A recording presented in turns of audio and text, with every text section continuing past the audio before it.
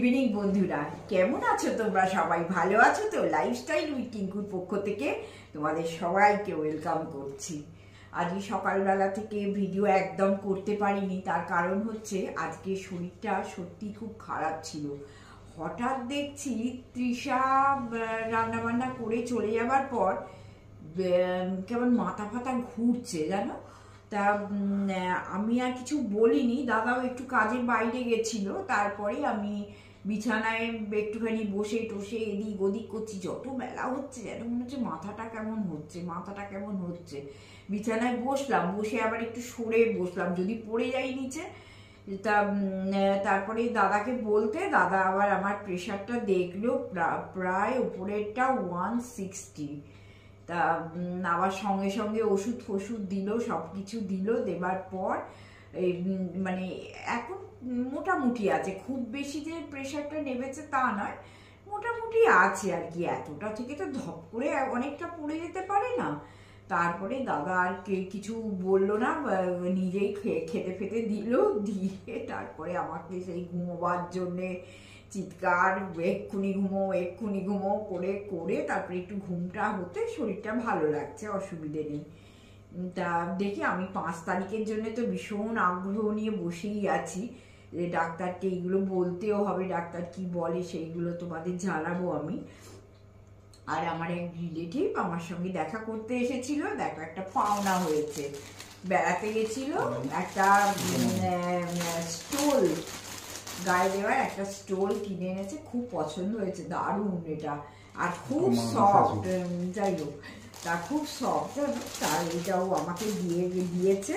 আমি খুব খুশি হয়ে গেছি। অসুস্থ অবস্থায় গিফট পেতে, আর গিফট পেতে কারই না ভালো লাগে বলো? সবসময় তো ভালো লাগে গিফট পেতে। আর এই অসুস্থ অবস্থায় কোথাও বেরোতে পারছি না, কিছু করতে পারছি না, কিছু খেতে পারছি না, সেই অবস্থায় যদি আমি একটু এরকম বসে বসে গিফট পাই, হ্যাঁ মানে শীতের জন্য, হ্যাঁ তা শীতের জন্য খুব পছন্দ হয়েছে। আমি বললাম ওকে যে তাহলে সালোয়ার কামিজ দিয়েও পরতে পারি, বলে সালোয়ারের সঙ্গে শাড়ির সঙ্গে তুমি সব কিছুই মানে এইগুলোকে পরতে পারো। তা বাড়িতে বসে বসে লোক দেখতেও আসছে, গিফটও পাচ্ছি, কত মজা। গল্প আর উপরি পাওনা তো গল্প আছেই। তা এইভাবে দিনগুলো যাচ্ছে, কখনো শরীর খারাপ, কখনো একটু ভালো লাগছে। তা ওই 5 তারিখ বারবার বলছি, 5 তারিখের জন্য আমি কিন্তু অধীর আগ্রহে অপেক্ষা করছি। আর দাদার একটু খাটুনি হচ্ছে, যেটা বারবার বলছি তোমাদের।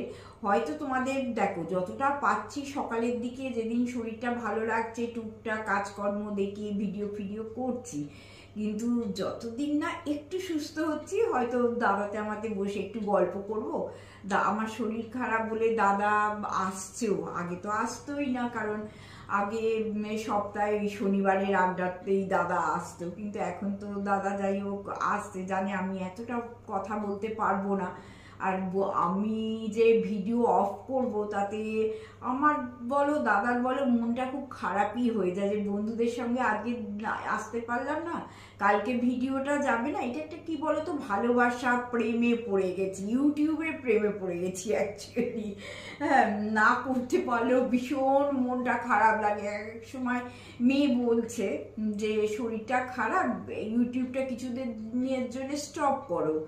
কিন্তু জানো তো, একটা চ্যানেল ছোট্ট থেকে 1 থেকে আরম্ভ করতে হয়, ছোট্ট বেবি চ্যানেল, যদি মানে 1 থেকে আরম্ভ করতে হয়। আর আমার চ্যানেল যদিও কোনো গ্রোথ নেই সেইভাবে, তবুও তো আমার কিছু ভালো বন্ধু আছে, তাদের সামনে আসতে তো আমরা ভীষণ ভালোবাসি। নাহলে দুজনে মিলে ভীষণই একা আমরা বাড়িতে।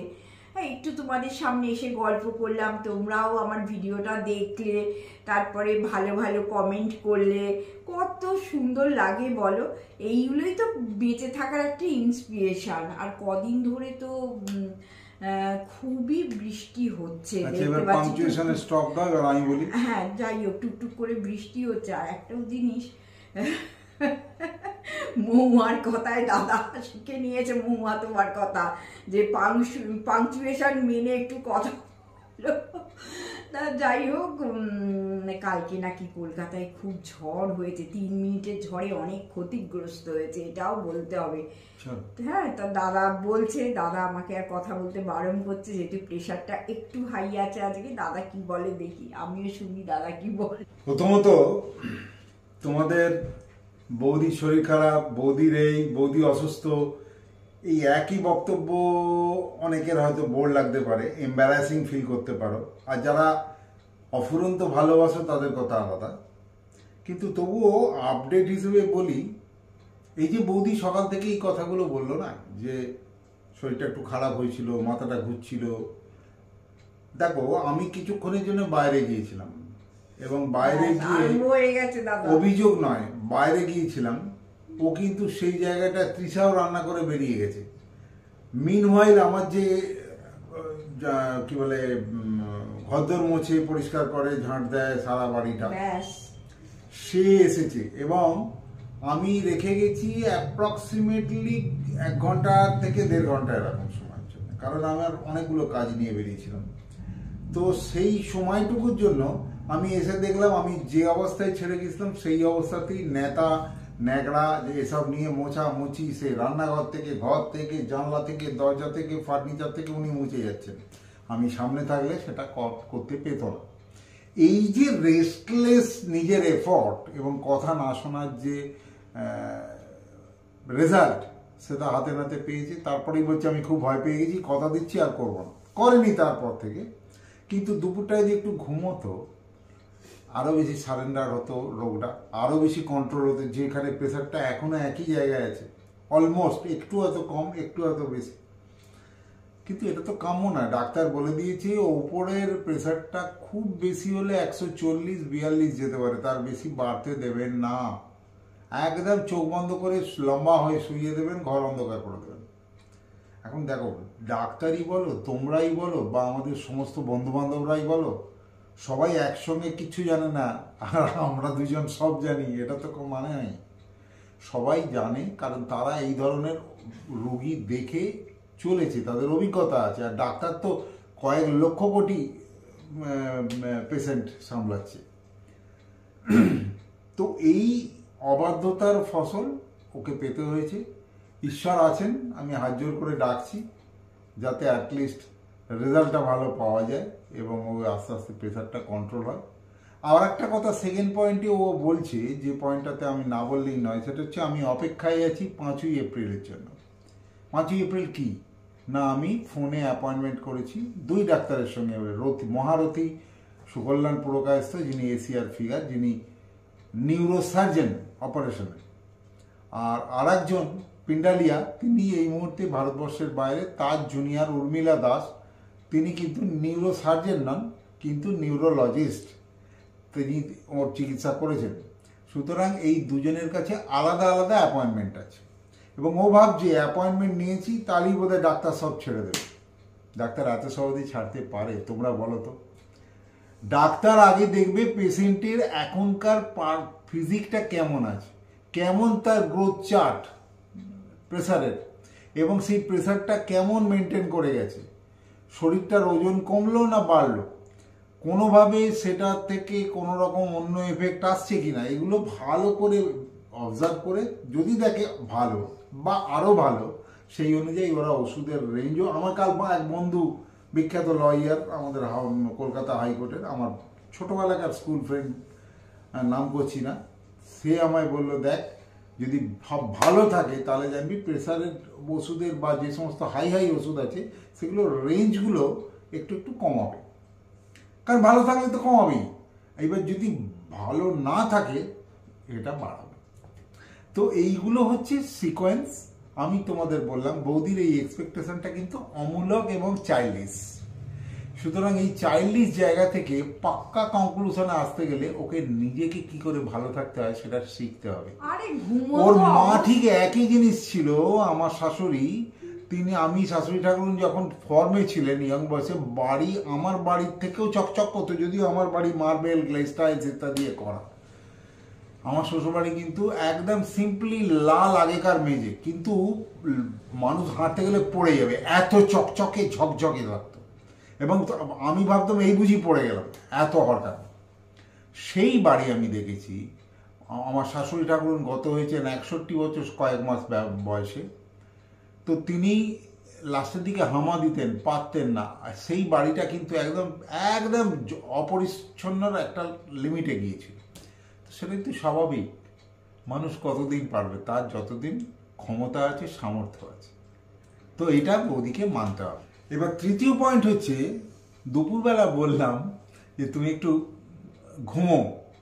আমার একটা কল এলো ইন্স্যুরেন্সের, তো সেগুলো আমায় অ্যাটেন্ড করতেই হবে, না করলে আমার পারিবারিক ক্ষতি। তো সেইগুলো আমি কল ধরতে পাশের ঘরে চলে এলাম, তো দেখলাম ঘুমোচ্ছে। আমি জানি না ঘুমের বাহানা করছে না ঘুমোচ্ছে। পাশে থেকে হঠাৎ ভাবলাম আমি কাউকে তো 4:30-র সময় যাবো বলেছি, এখন বাজে 4:10, একটু গড়িয়ে নিই। 4:10 থেকে 4:15-20 পর্যন্ত শুয়ে ভাবলাম না, ওপর থেকে একটু জামা প্যান্টটা নিয়ে এসে এবার পড়াশোনা মানে পড়ে টড়ে রেডি হই, আর 10 মিনিটে আমায় বেরোতে হবে, নাহলে আমি টাইম ফেল করবো। কমিটমেন্ট হচ্ছে জেন্টলম্যান ল্যাঙ্গুয়েজ। তুমি যদি কথা দাও কাউকে অমুক সময় অমুক জায়গায় পৌঁছচ্ছি, সেটা না পারো, তোমার ব্যর্থতা, মানুষ হিসেবেও তোমার মানসিকতা হিসেবেও। তা আমি এগুলো ছোটোবেলা থেকে মেনটেন করি, আমার বাবা সেটা শিখিয়েছে। পাংচুয়ালিটি হচ্ছে আসল জিনিস, বড় হওয়ার আসল জায়গা।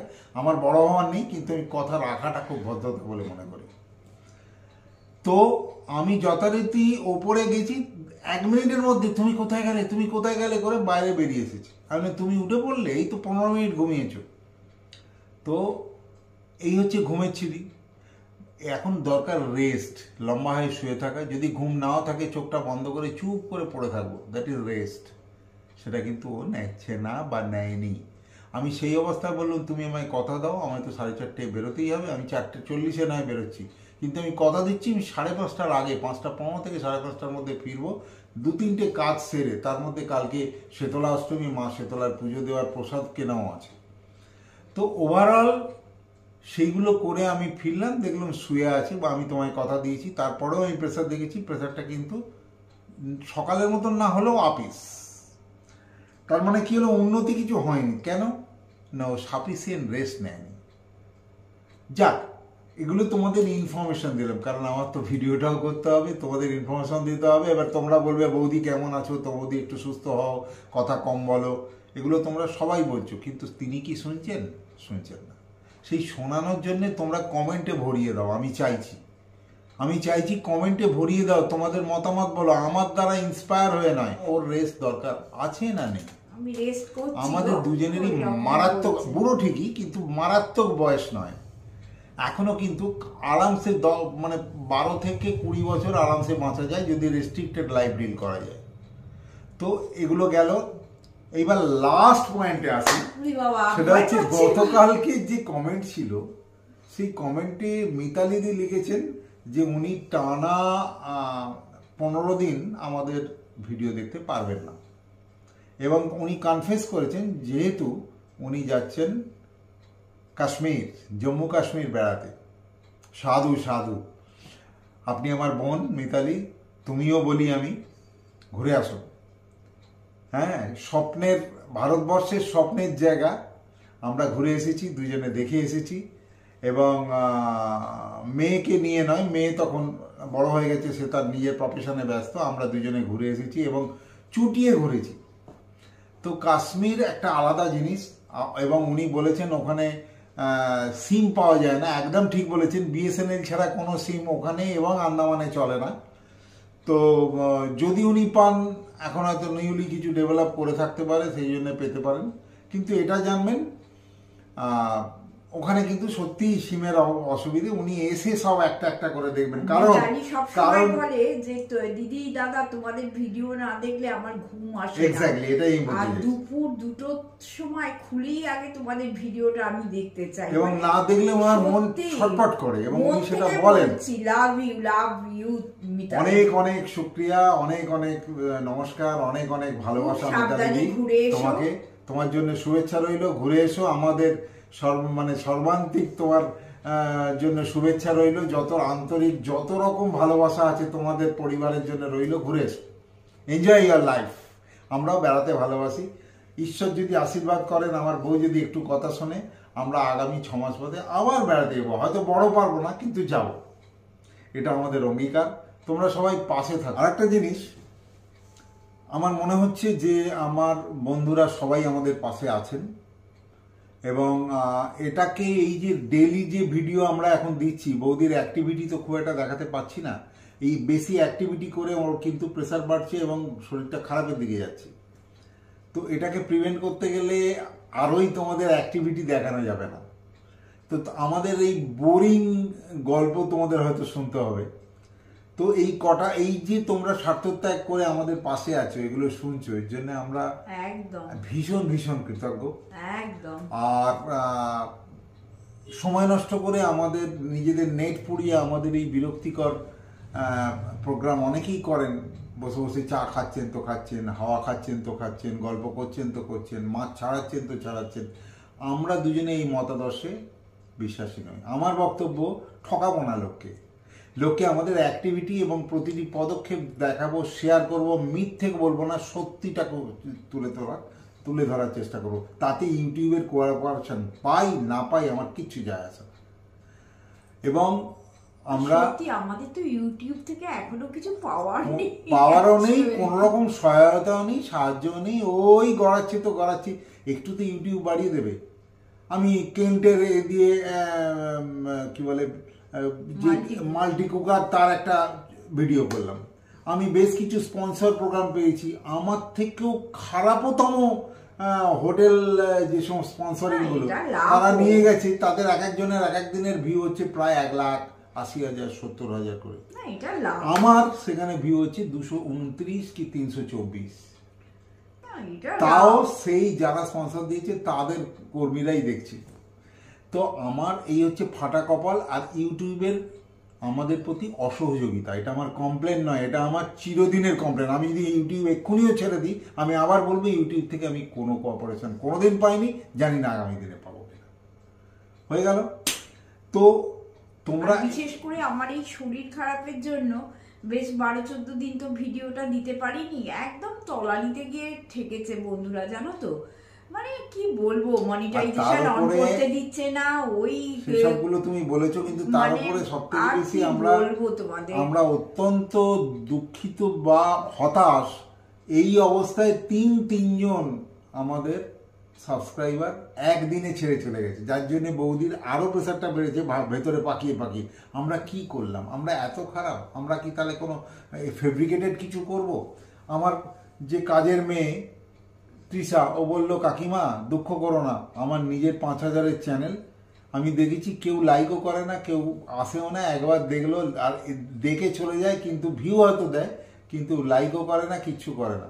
আর ওর কোনো 5,000-এর চ্যানেল, কিন্তু ওর কোনো আর্নিংও নেই, তোমরা এক্সপেক্ট কিছু করো না, আর অভিমানও কিছু করো না। যদি মনে হয় ছেড়ে দাও, তো আমরা হয়তো অচিরে ছেড়েই দেবো। কিন্তু ওই যে বললাম, বন্ধুদের এমন কিছু বন্ধু রয়েছেন আপনারা বা তোমাদের ছেড়ে থাকবে, এটা ভাবলেই আমাদের খারাপ লাগে।